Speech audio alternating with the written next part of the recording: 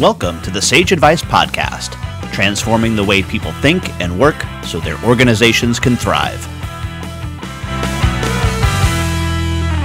Well, hi everyone, and welcome to our podcast. I'm Ed Kless, and with me once again is my Sage colleague from Canada, Rachel Fisch. Welcome back to the Sage Advice Podcast. Thank you so much. How are you doing?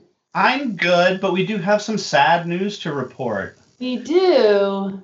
Yes, this is gonna be your last official podcast as a Sage colleague. As a Sage colleague, yes. Let's underline that part because I think that you've got a great show here. I would love to stay connected, of course, and I'm still going to be around. I'm still going to be in the accounting and technology industry, but just in a different way. That's all.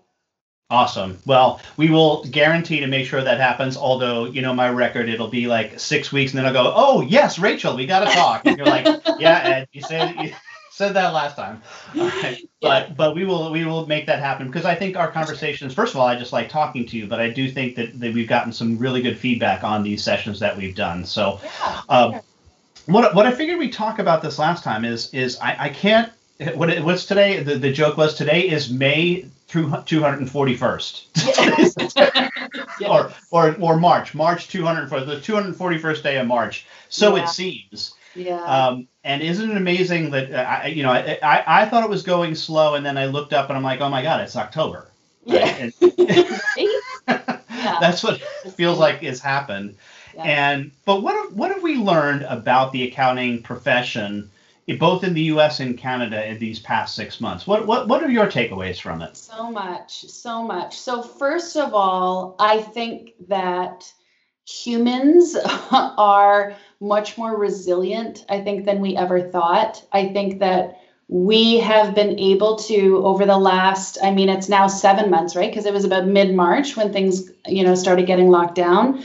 We've been able to pivot and innovate in ways that, people said was impossible, right? I think at the last podcast, we were talking about firms who thought that working from home was impossible, and the very next day it was mandatory. And so how do you that quickly adjust some of that? So hopefully this has been an exercise in shifting some mindsets in a really positive way. I think personally, one of the things that has been really cool to see is there's almost been, even though we've been disconnected physically, there's almost been an increase in connection with either peers or colleagues or, other industry groups and people that you're working with, because you've seen their homes, you've seen their pets, you've seen their kids run in, not expecting them to be on a call. I know my kids have, I've seen others as well. And there's just a humanness and a level of connection that I honestly don't think we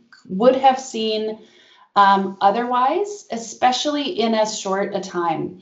And I think that added to that is the openness and vulnerability where you've seen people who are really struggling. So whether it's like extroverts who are not used to working from home, I'm an introvert. I love my peace and quiet. So working from home isn't the problem. Having everybody else home is the problem. And so, right, everybody has had these shifts and these struggles. And I think the openness and vulnerability with which we've been able to connect with each other has been really, honestly, it's been really amazing.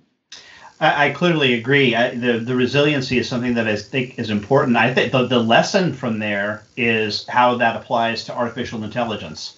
Right. You and I have been both on the same page about this for a while, and that is we think that artificial intelligence is a great tool that ultimately will end up creating more jobs than it gets rid of, but just in different ways. And I think it is just a super lesson for those that are fearful of artificial intelligence and machine learning and all of those things to say, no, we humans are incredibly adaptive. And I love this part of us at figuring out ways to serve one another.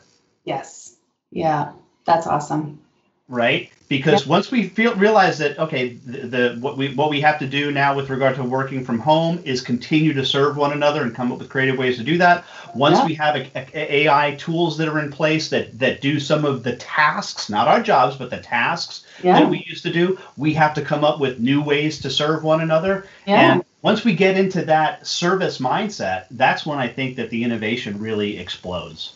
For sure. I love that. That's a great call out, for sure. And with regard to the increasing connections, as you were talking through that, I said, yes, that's true, because I think there are people that I've connected with now on a more frequent basis than I otherwise would have. Although I was a pretty good connector previously, like that was Yes. like, I mean, that it was kind of my job. So I was pretty good, but it has still expanded and expanded faster than it has in the past, even for me, right? So as somebody who's connected, I will say this. For the first time last week, I really started to embrace the notion of recreating a in-person course that I used to do. Yeah. Over the web. Yeah. Or not really over the web, but I'm recording the sessions, right? So I'm in the middle of going through this whole process. And I have to say that it is, and I came up with a new rule. 1 hour of presenting to a recording to no one is as exhausting as 4 hours presenting to an audience. I completely agree. Yes, there are definitely some things that are, we're experiencing, when they call, I'm trying to think about it was like Zoom exhaustion is a thing. And it's because we're using more of our senses or using them in different ways than we have for like hundreds of years, right? So we're made to connect personally and, to shake hands and to look at each other's eyes. Well, if I'm looking at your eyes, then I'm not looking at the camera, which means that you're not looking at my eyes, or we're looking at each other's eyes, but we're both looking down. Like, it's so weird, right? So there are definitely some real physiological things, but I absolutely agree. And again, I think this goes to my introversion, where I can speak on a stage of hundreds of people, but then don't talk to me for 2 days, because I'm just going to be curled up in bed, because I need to recharge my energy, right? And I just do it in different ways than extroverts do. And so, I totally agree. But I think this is also the piece of innovation that's been so fascinating to watch is it's not, regardless of what the content actually is or how are you delivering it, it's how are you engaging with your audience in a different way, because you can't just copy and paste a live curriculum into online and still have it as engaging. So how are people learning to modify how they communicate or how they deliver content in different ways to really keep that level of engagement? Yeah, and that's what I'm going through now, and it's still a struggle. And I think part of the reason is that, first of all, as more of an extrovert, when I was engaged with an audience, there's an energy that gets fed to you from the audience. Yes. But, and I think this was a real big insight for me, and I forget where I heard this, so it's not mine. It's somebody else's thought. But it said when you're engaged with an audience, notice that we call it an audience. It's a singular entity. Yeah. That you're engaged with. Although it's a lot of people, you are engaging an audience. As an individual, you're gating an audience. When I find myself recording for a session, I realize that I am not engaging with an audience. I'm going to be engaging with a single individual who's watching me. Yes. And that's different. Yeah. Right? So you have to present.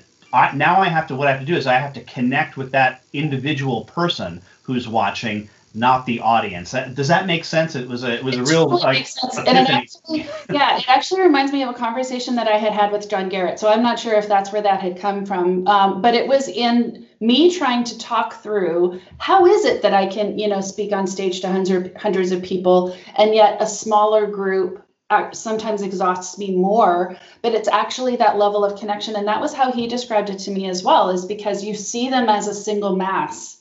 And so the way that you present and the way that you speak is just different in different size groups and things like that. But, I totally hear you. I get that for sure. Yeah. So I'm learning to readjust, and it's a good excuse for me. I'm not just getting tired doing this because I'm getting older. It's not because I'm getting older. Yeah, right. Didn't we say somebody? I'm sure I read a Facebook post about Like next year, I'm just going to celebrate my birthday as if that I'm the same age, because this year like should not have counted. That's right. Well, the airlines let me skip a year. Right? Right. So, Birthdays to do the same. I like this idea. All right, cool. Well, so what now? Is there anything? Last conversation here. Is there anything that has disheartened you with regard to COVID and the accounting profession that you were like, that was a miss. We really could have taken better advantage of something due to this?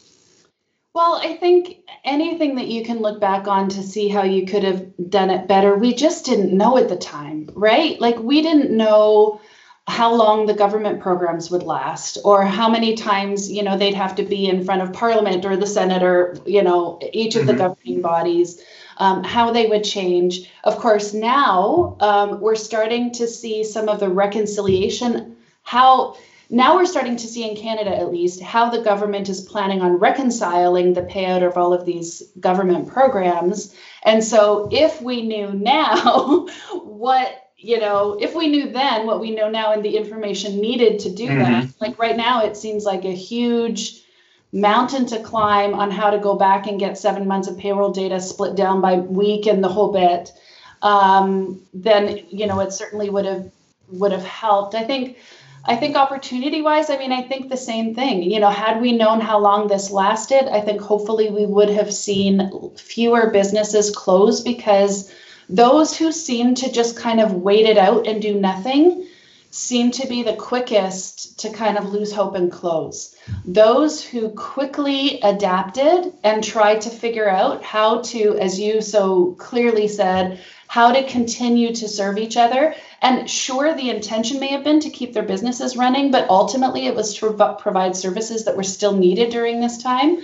Are the ones who not only have stayed in business, but in some cases thrived like crazy. So I think if we had known how long it lasted, we may have seen fewer closures and more innovation. Yeah, I think that's true. And of course, that was the great unknown, and still sort of is the great unknown. We don't know if there's going to be a spike like there is in the normal flu. We assume that there will be, but that's not necessarily the case. Yeah. There seems to be lots and more data pouring in with regard to the fact that yes, this really affects the elderly a whole heck of a lot more, but not as badly with young people. So maybe the strategies have to shift toward. Toward that, and I think that would overall be a good thing. I don't know about this. I've seen this in my kids that they are missing connection. Absolutely. We've been fortunate in that down in, and I say fortunate that the kids have gone back to school here, and I in the last 6 weeks I've just seen them come back to life. It was like a flower blooming again in spring, and really like reconnecting. And they're wearing masks and doing all of the social distancing as best they can. Yes. But I think you're right. We really need that human connection. There was one other thing I was going to mention with regard to the crisis here, and that is, I think that you're right. I think the places that closed down was the one that lost hope the quickest, but. Yes, it's sad now. The question is, and I don't mean to be crass about this. Yeah. It was similar in nature to that. I think many people who were elderly died from COVID, and it was any early death is a tragedy. Don't get me wrong, but because it's affected so many people early on, so did it take 1 or 2 years off their life? That's tragic. But it wasn't taking 60 years off of the lives of younger people. Is the same thing happening in business? Were these businesses probably destined to go down in a shorter time frame? And what we've effectively done, and what we're anticipating, is we've cleared out that underbrush, to bring in a California fire analogy. Analogies all over the place then. That's right. But we've cleared out the underbrush that is going to allow for in some cases these very same people to reinvent themselves and flourish in a new capacity in the next year. Yeah, if people were announcing closures, as I said, we've closed down middle of March. And I'm positive within literally like a month or 2 months, we were already seeing announcements come out.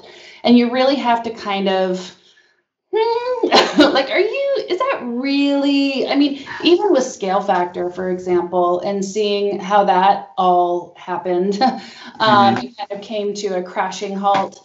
And formally or publicity wise, COVID was blamed. And yet you look behind the scenes and you're like, I don't think so. But good cover. I think that's, yeah. Yeah, this gave you a really good excuse, maybe. But I mean, same with some of these retailers, right? That never. We heard about one shop, for example, and we kept saying, well, they must have an online store. Oh, no, they want people to come into their stores. They could have very easily created an online store that would have literally saved their business, but they didn't have one. So then, how do you pivot that quickly? And they just couldn't do it. So I agree. I think that, some of the mom and pop shops, some of the local pub or the local deli or those, I think are just heartbreaking because, of course, they couldn't sustain this length of time. I mean, again, it's been 7 months at this point. But I think that there are some that definitely qualify into the category that you're talking about, Ed, that, first of all, this may not have been, it may have taken a couple years off of their life, but ultimately they were heading in the wrong direction. So yeah. Okay. So interesting stuff. Well, Rachel, as always, great conversation. And as my promise to you and your promise to me is we will continue these regardless of whether or not you are or not a Sage colleague. Absolutely. So I look forward to our continued conversations. Sounds good. Thanks so much. Talk to you later, Ed.